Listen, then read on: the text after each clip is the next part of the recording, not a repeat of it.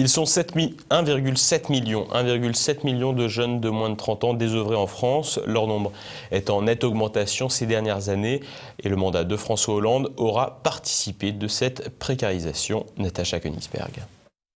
On les appelle en anglais les NEET pour Neither Employment nor in Education and Training.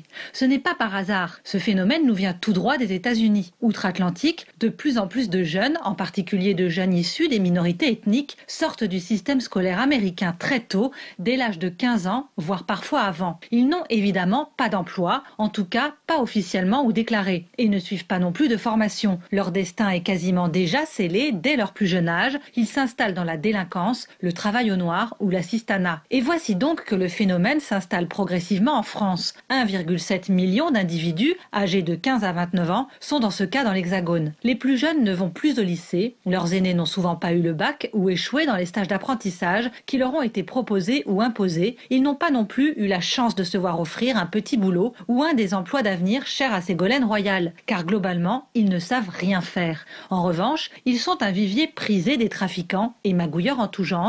Et quand ils ne peuvent pas vivre au crochet de parents ou de proches, ils alimentent également le marché du travail au noir. Dans le lot, les jeunes filles, jeunes femmes, seules, mais avec charge d'enfants en bas âge, sont surreprésentées. Entre 25 et 29 ans, elles sont près d'un quart à être au chômage, vivant des minima sociaux et s'occupant de leurs petits-enfants, faute de pouvoir les faire garder ou scolariser suffisamment longtemps tous les jours pour pouvoir occuper un emploi salarié en parallèle. Quand on lui posait la question de savoir quoi faire de ces jeunes sans formation, sans emploi, souvent sans racines, Valérie Pécresse, quand elle était ministre de l'Enseignement supérieur sous Nicolas Sarkozy, affirmait qu'il était déjà trop tard, qu'il fallait se préoccuper de traiter les conséquences de cet état de fait. Manifestement, 10 ans après, rien n'a été entrepris pour éviter que la situation n'empire. Cette jeunesse sacrifiée, souvent, mais pas seulement d'origine immigrée, voit ses rangs continuer à gonfler. Damnés de la terre d'un nouveau genre. D'après l'OCDE, l'Organisation pour le commerce et le développement économique, cette jeunesse désœuvrée coûte au bas mot 20 milliards d'euros par an à la France.